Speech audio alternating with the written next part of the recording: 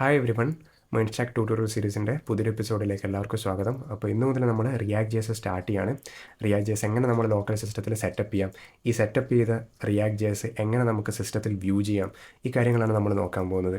ഈ react JS നമ്മൾ complete ചെയ്യുന്നതോടുകൂടി സ്വന്തമായിട്ട് തന്നെ വെബ്സൈറ്റ് ഡിസൈൻ ചെയ്യാനും അത് ഡിപ്ലോയ് ചെയ്യാനൊക്കെ നമ്മൾ പഠിക്കും. അപ്പോൾ ഞാൻ അധികം പറഞ്ഞ സമയം കളയുന്നില്ല, നമുക്ക് ഡയറക്റ്റായിട്ട് ഇതിലേക്ക് കടക്കാം. റിയാക്ട് ജെഎസ് നമ്മൾ ലോക്കൽ സിസ്റ്റത്തിൽ സെറ്റപ്പ് ചെയ്യുന്നതിന് വേണ്ടി മെയിനായിട്ട് യൂസ് ചെയ്യുന്നത് നമ്മൾ CLI ടൂളാണ്. CLI ടൂൾ അല്ലാതെ നമുക്ക് സ്ക്രാച്ചിൽ നിന്ന് എല്ലാ കോൺഫിഗറേഷൻ ചെയ്ത് തുടങ്ങാം. അത് കുറച്ച് ടൈം കൺസ്യൂമിംഗ് ആണ്. അപ്പോൾ ബിഗിനർ ഫ്രണ്ട്ലി എന്നുള്ള രീതിയിൽ നമുക്ക് CLI ടൂൾ യൂസ് ചെയ്യാം. CLI ടൂൾ യൂസ് ചെയ്യുന്നതിൻ്റെ ബെനിഫിറ്റ് എന്താണെന്ന് ചോദിച്ചു കഴിഞ്ഞാൽ, നമ്മൾ ഇനീഷ്യലി ഒരു പ്രൊജക്റ്റ് റണ്ണ് ചെയ്യുന്നതിന് എന്തൊക്കെ കോൺഫിഗറേഷൻസ് ആവശ്യമാണോ അതൊക്കെ ഓട്ടോമാറ്റിക്കലി ആ CLI tool, command line tool തന്നെ സെറ്റപ്പ് ചെയ്ത് തരും. അപ്പോൾ ആദ്യം തന്നെ ഉണ്ടായിരുന്ന ഒരു CLI ടൂളാണ് ക്രിയേറ്റ് റിയാക്ട് ആപ്പ് എന്ന് പറയുന്നത്. ഇതായിരുന്നു ഏറ്റവും ഫസ്റ്റ് ഉണ്ടായിരുന്ന CLI ടൂൾ. അപ്പോൾ ജസ്റ്റ് എന്താ ചെയ്യേണ്ടതെന്ന് വെച്ച് കഴിഞ്ഞാൽ, ക്രിയേറ്റ് റിയാക്ട് ആപ്പ് നമ്മൾ ബ്രൗസ് ചെയ്യുന്ന സമയത്ത് അവരുടെ സൈറ്റ് നമുക്ക് കിട്ടും, ക്രിയേറ്റ് റിയാക്ട് ആപ്പ് .dev എന്ന് പറഞ്ഞിട്ടുള്ള. അതിൻ്റെ നമ്മൾ നോക്കുന്ന സമയത്ത് തന്നെ ഫസ്റ്റ് നമുക്കതിൻ്റെ സെറ്റപ്പ് ചെയ്യാനുള്ള കമാൻഡ് കിട്ടും, npx create react app my app. ഇത് ആപ്പിൻ്റെ പേരാണ്. നമുക്ക് മൈ ആപ്പിന് പകരം വേറെ എന്തെങ്കിലും കൊടുക്കാം, ടു ഡു ലിസ്റ്റ് എന്നോ എന്താണോ നമ്മൾ ക്രിയേറ്റ് ചെയ്യുന്നത് ആ പ്രൊജക്റ്റിൻ്റെ പേര് നമ്മൾ കൊടുത്തു കഴിഞ്ഞാൽ അങ്ങനെ ഒരു ഫോൾഡർ സെറ്റപ്പ് ചെയ്ത് തരും. ഫോൾഡറിൻ്റെ ഉള്ളിൽ എന്തൊക്കെ കോൺഫിഗറേഷൻ ആവശ്യമാണോ അതൊക്കെ ഓട്ടോമേറ്റ് ചെയ്ത് തരും. പിന്നെ രണ്ടാമത്തെ CLI, പുതുതായിട്ട് വന്ന CLI ടൂളാണ് V2 എന്ന് പറയുന്നത്. V2 എന്ന് പറയുന്ന സമയത്ത് കുറച്ചും കൂടെ സിമ്പിളാണ്, കുറച്ചും കൂടെ ഫാസ്റ്ററാണ് ക്രിയേറ്റ് റിയാക്ട് ആപ്പിന് അപേക്ഷിച്ച്. അതുമാത്രമല്ല, ഇത് റിയാക്ട് സപ്പോർട്ട് മാത്രമല്ല മറ്റുള്ള ഫ്രെയിം വർക്ക് സപ്പോർട്ടും ഉണ്ട്. ആംഗുലാർ, നമ്മളിപ്പോൾ Vue.js ആണ് ചെയ്യുന്നതെങ്കിൽ Vue.jsനുള്ള സപ്പോർട്ടുണ്ട്, ആംഗുലാർ ആണ് ചെയ്യുന്നതെങ്കിൽ അതിനുള്ള സപ്പോർട്ടുണ്ട്, എല്ലാത്തിനുള്ള സപ്പോർട്ടുണ്ട്. അപ്പോൾ ഞാൻ ഈ V2 വെച്ചിട്ടാണ് സെറ്റപ്പ് ചെയ്യുന്നത്. അതിനു മുമ്പ് ഒരു കാര്യം കൂടെ നമ്മൾ അറിഞ്ഞിരിക്കണം. നമ്മൾ പ്രൊജക്റ്റ് ചെയ്യുന്ന സമയത്ത് ഒരുപാട് പാക്കേജസ് യൂസ് ചെയ്യും, ഒരുപാട് ലൈബ്രറീസ് യൂസ് ചെയ്യും. എല്ലാ സ്ക്രാച്ചിൽ നിന്നല്ല തുടങ്ങുന്നത്. ഒരുപാട് നമുക്ക് ടൂൾസ് അവൈലബിൾ ആണ്. ആ ടൂൾസും ലൈബ്രറീസൊക്കെ നമ്മൾ ഇൻസ്റ്റാൾ ചെയ്യേണ്ടി വരും. അതിന് വേണ്ടിയിട്ട് നമ്മളൊരു പാക്കേജ് മാനേജർ യൂസ് ചെയ്യണം. പാക്കേജ് മാനേജർ യൂസ് ചെയ്യുന്നത് എന്തിനാണെന്ന് വെച്ച് കഴിഞ്ഞാൽ, നമ്മൾ ഡിഫറൻ്റ് ആയിട്ടുള്ള ലൈബ്രറീസ് ഇൻസ്റ്റാൾ ചെയ്യാനും അത് അപ്ഗ്രേഡ് ചെയ്യാനൊക്കെ വേണ്ടിയിട്ടുള്ള ആ പ്രോസസ്സൊക്കെ ഓട്ടോമേറ്റ് ചെയ്യാൻ വേണ്ടിയിട്ടാണ്, അതിനൊക്കെ മാനേജ് ചെയ്യാൻ വേണ്ടിയിട്ടാണ് ഈ പാക്കേജ് മാനേജേഴ്സ് യൂസ് ചെയ്യുന്നത്. ഡിഫറൻ്റ് ആയിട്ടുള്ള പാക്കേജ് മാനേജേഴ്സ് ഉണ്ട്. NPM, YARN, PNPN, ബണ്ണ് എന്നൊക്കെ പറഞ്ഞിട്ട്.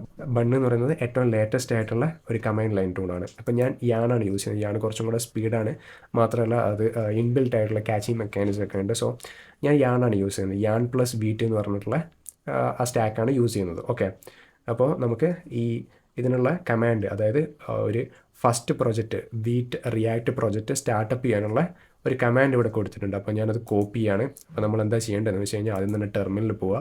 അപ്പോൾ എവിടെയാണോ നമുക്ക് ഈ റിയാക്ട് പ്രൊജക്റ്റ് സ്റ്റാർട്ട് ചെയ്യേണ്ടത് അവിടെ എത്തുക. അവിടെ പോയതിന് ശേഷം ഇത് കോപ്പി ചെയ്യുക. ഞാൻ ക്രിയേറ്റ് V2 എന്ന് പറയുന്നു. അപ്പോൾ ഇത് ജസ്റ്റ് സെറ്റപ്പ് ചെയ്ത് തരും. കോൺഫിഗറേഷനെല്ലാം സെറ്റപ്പ് ചെയ്തു. അതിനുശേഷം പ്രൊജക്റ്റ് നെയിം എന്താ വേണ്ടതെന്ന് നമ്മളോട് ചോദിക്കുന്നുണ്ട്. അപ്പോൾ നമുക്ക് ഞാനൊരു ടെസ്റ്റ് ആപ്ലിക്കേഷൻ എന്നടിക്കുകയാണ്. അതിനുശേഷം ഏത് ഫ്രെയിം വർക്കാണ് വേണ്ടതെന്ന് ആസ്ക് ചെയ്യുന്നുണ്ട്. അപ്പോൾ ഞാൻ റിയാക്ട് സെലക്ട് ചെയ്തു. അതിനുശേഷം റിയാക്ട് ജാവാസ്ക്രിപ്റ്റ് ആണ്, ടൈപ്പ് സ്ക്രിപ്റ്റ് വെച്ചിട്ടുള്ള കോൺഫിഗറേഷൻ നമുക്ക് തരും. അതേപോലെ തന്നെ ജാവാസ്ക്രിപ്റ്റ് നമുക്ക് തിരഞ്ഞെടുക്കാം. ഞാൻ ജാവാസ്ക്രിപ്റ്റ് ആണ് സെലക്ട് ചെയ്യുന്നത്.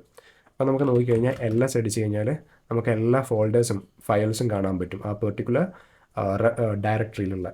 അപ്പോൾ ടെസ്റ്റ് ആപ്ലിക്കേഷനാണ് നമ്മൾ ക്രിയേറ്റ് ചെയ്തത്. അപ്പോൾ അതിൻ്റെ ഉള്ളിലേക്ക് പോകാൻ വേണ്ടിയിട്ട് CD ടെസ്റ്റ് ആപ്ലിക്കേഷൻ അടിക്കുകയാണ്. അതിനുശേഷം കോഡ് സ്പേസ് ഡോട്ട് അടിക്കുന്ന സമയത്ത് നമ്മൾ VS കോഡ് ഓപ്പൺ ആയി വരും. ഓക്കെ, ഇതാണ് നമ്മളെ ഇനീഷ്യലായിട്ടുള്ള കോൺഫിഗറേഷൻ. ഓക്കെ, അതിൻ്റെ അകത്ത് git ignore ഉണ്ട്, index.html ഉണ്ട്. ഇതാണ് മെയിനായിട്ടുള്ള HTML പേജ്. അപ്പോൾ HTML പേജിൻ്റെ ഉള്ളിൽ നമുക്ക് കാണാൻ പറ്റും ഒരു div ഉണ്ട്, റൂട്ട് എന്ന് പറഞ്ഞിട്ട് ഒരു div ഉണ്ട്, ID = റൂട്ട് എന്ന് പറഞ്ഞിട്ട് ഒരു div ഉണ്ട്. അപ്പോൾ നമ്മൾ റിയാക്ട് ജെഎസിൻ്റെ ഉള്ളിൽ ഈ SRCൻ്റെ ഉള്ളിലാണ് നമ്മൾ കോഡ് എഴുതുക. ആ കോഡ് എഴുതുന്ന എല്ലാ സംഭവങ്ങളും എന്താണ് ഈ പെർട്ടിക്കുലർ ഡിവിൻ്റെ ഉള്ളിലാണ് വരിക. ഓക്കെ, അപ്പോൾ മെയിനായിട്ടുള്ള ജാവാസ്ക്രിപ്റ്റ് ഫയലാണ് main.jsx. ഇവിടെ മുതലാണ് നമ്മുടെ റിയാക്ട് സ്റ്റാർട്ട് ചെയ്യുന്നത്. അപ്പോൾ നമുക്കിവിടെ കാണാൻ പറ്റും, ഇവിടെ ക്രിയേറ്റ് റൂട്ട് document.getElementById. നമ്മൾ document.getElementById എന്തിനാണ് യൂസ് ചെയ്യുന്നതെന്ന് വെച്ച് കഴിഞ്ഞാൽ, നമ്മൾ ID വെച്ചിട്ട് ഒരു പെർട്ടിക്കുലർ ടാഗിനെ എടുക്കാൻ വേണ്ടിയിട്ടാണ്. അപ്പോൾ നമ്മൾ റൂട്ട് എന്ന് പറഞ്ഞിട്ടുള്ള IDയിലുള്ള എലമെൻറ്റ്, നമ്മളിപ്പോൾ HTML പേജ് നമ്മൾ കണ്ടു, ഇവിടെ div ആണ് റൂട്ട് എന്ന് പറഞ്ഞ IDയിലുള്ളത്. അപ്പോൾ ഇതിൻ്റെ ഉള്ളിലേക്കാണ് നേരിട്ട് പോകുന്നത്. ഓക്കെ, അപ്പോൾ main.jsxൽ എന്തൊക്കെയാണോ നമ്മൾ ഡിഫൈൻ ചെയ്യുന്നത്, എന്തൊക്കെയാണോ കോഡ് ലോജിക്ക് എഴുതുന്നത്, അതൊക്കെ ആ റൂട്ട് എന്ന് പറഞ്ഞ ഡിവിലേക്കാണ് പോകുന്നത്. ഓക്കെ, ഇനി നമുക്ക് കാണാൻ പറ്റും package.json എന്ന് പറയുന്നൊരു ഫയലുണ്ട്. ഈ package.json എന്തിനാണ് യൂസ് ചെയ്യുന്നതെന്ന് വെച്ച് കഴിഞ്ഞാൽ നമുക്ക് ആവശ്യമായിട്ടുള്ള, അതായത് ഈ പ്രൊജക്റ്റ് റൺ ചെയ്യുന്നതിനുള്ള സ്ക്രിപ്റ്റ് എന്തൊക്കെയാണ്, അതിനെ ബിൽഡ് ചെയ്യാനുള്ള സ്ക്രിപ്റ്റ് എന്തൊക്കെയാണ്, ലിൻഡിങ് സ്ക്രിപ്റ്റ് എന്തൊക്കെയാണ്, അതേപോലെ തന്നെ എന്തൊക്കെ ഡിപ്പെൻഡൻസീസ്, എന്തൊക്കെ പാക്കേജസ് ആണ് നമുക്ക് ഇതിൻ്റെ അകത്ത് ആവശ്യമുള്ളത്, അതൊക്കെ ഡിഫൈൻ ചെയ്യാൻ വേണ്ടിയിട്ടുള്ളതാണ് ഈ package.json. ഇത് നമ്മൾ മാനുവലി എഡിറ്റ് ചെയ്യേണ്ട ആവശ്യം വരുന്നില്ല. നമ്മൾ കമാൻഡ് യൂസ് ചെയ്യും, നമ്മൾ പാക്കേജ് മാനേജർ യൂസ് ചെയ്യുന്നുണ്ട്. അപ്പോൾ അത് ഓട്ടോമാറ്റിക്കലി ഇത് അപ്ഡേറ്റ് ചെയ്യും. ഓക്കെ, ഇനി റീഡ്മി ഡോട്ട്, ഇതൊരു മാർക്ക് ഡൗൺ ഫയലാണ്. ഇതിൽ നമുക്ക് എന്തൊക്കെയാണ് ഇൻഫർമേഷൻസ്, നമ്മളിപ്പോൾ തയ്യാറാക്കാൻ പോകുന്ന പ്രൊജക്റ്റിനെ പറ്റിയിട്ട് എന്തൊക്കെ ഇൻഫർമേഷൻസ് ആണ് നമുക്ക് കൊടുക്കാൻ പറ്റുന്നത്, അതൊക്കെ ഇവിടെ കൊടുക്കുക. അപ്പോൾ പുതിയതായിട്ട് ഒരു യൂസർ വരുന്ന സമയത്ത് ഇത് വായിച്ച് മനസ്സിലാക്കാൻ പറ്റും. ഓക്കെ, ഈ പ്രൊജക്റ്റ് എന്താണെന്ന്. ഇത് vite.config.js, അതായത് ഈ വീറ്റ് കോൺഫിഗറേഷൻ ഫയലാണ്. നമുക്ക് എന്തെങ്കിലും കോൺഫിഗറേഷൻസ്, അതായത് നമുക്ക് പെർട്ടിക്കുലർ പോർട്ടിലാണ്, നമ്മളിപ്പോൾ ഒരു പ്രൊജക്റ്റ് റൺ ചെയ്യുന്ന സമയത്ത് അതൊരു പെർട്ടിക്കുലർ പോർട്ടിലാണ് റൺ ആകുക.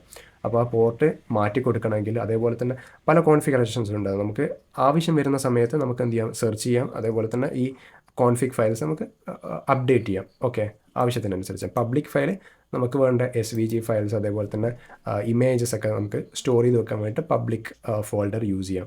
അപ്പോൾ മെയിനായിട്ട് React.jsന്റെ എല്ലാ ലോജിക്കും വരുന്നത് ഈ SRC എന്ന് പറഞ്ഞ ഫോൾഡറിൻ്റെ ഉള്ളിലാണ്. SRC എന്ന് പറഞ്ഞ ഫോൾഡറിൻ്റെ ഉള്ളിൽ നമുക്ക് ഡിഫറെൻറ്റ് ഫോൾഡേഴ്സ് ക്രിയേറ്റ് ചെയ്യാം. ഡിഫറെൻറ്റ് കോമ്പണൻസ്, ചെറിയ ചെറിയ മൊഡ്യൂൾസ് ആക്കിയിട്ട് നമുക്ക് എന്ത് ചെയ്യാം, ഇതിൻ്റെ ലോജിക്കിനെ ഡിഫൈൻ ചെയ്യാം. ഓക്കെ, ESLint എന്ന് പറഞ്ഞാൽ ലിൻഡിങ്ങിന് വേണ്ടിയിട്ടാണ്. അതായത് നമ്മളൊരു React.js പ്രൊജക്റ്റ് ചെയ്യുന്ന സമയത്ത് അതിന് കുറച്ച് ബെസ്റ്റ് പ്രാക്ടീസസ് ഉണ്ട്. അപ്പോൾ അത് നമ്മൾ ഫോളോ ചെയ്യുന്നില്ലെങ്കിൽ കുറച്ച് വാർണിങ്സും എറേഴ്സൊക്കെ കാണിക്കാൻ വേണ്ടിയിട്ടാണ് ESLint എന്ന് പറഞ്ഞ ഫയൽ യൂസ് ചെയ്യുന്നത്. അവിടെ നമുക്ക് മെൻഷൻ ചെയ്യാം എന്തൊക്കെയാണോ വേണ്ടത്. ഇതും ജസ്റ്റ് നിങ്ങൾക്ക് റിസർച്ച് ചെയ്ത് കഴിഞ്ഞാൽ മനസ്സിലാക്കാൻ പറ്റുന്നേ ഉള്ളൂ.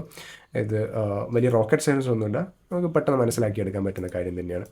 അപ്പോൾ ഇതാണ് ബേസിക് ആയിട്ടുള്ള കോൺഫിഗറേഷൻസ്. ആദ്യം പബ്ലിക് ഉണ്ടാവും, SRC ഉണ്ടാവും. SRC ഫോൾഡറിൻ്റെ ഉള്ളിലാണ് നമ്മൾ മെയിനായിട്ടുള്ള React.jsന്റെ എല്ലാ ബിസിനസ് ലോജിക്സും എഴുതുന്നത്. അതായത് JSXും JS ഫയലും CSSും സ്റ്റൈലിങ്ങും എല്ലാം വരുന്നത് SRCൻ്റെ ഉള്ളിലാണ്.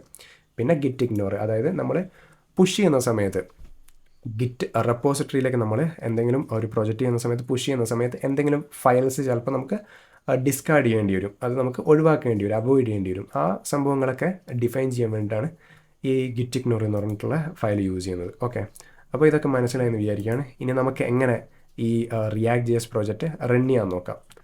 ജസ്റ്റ്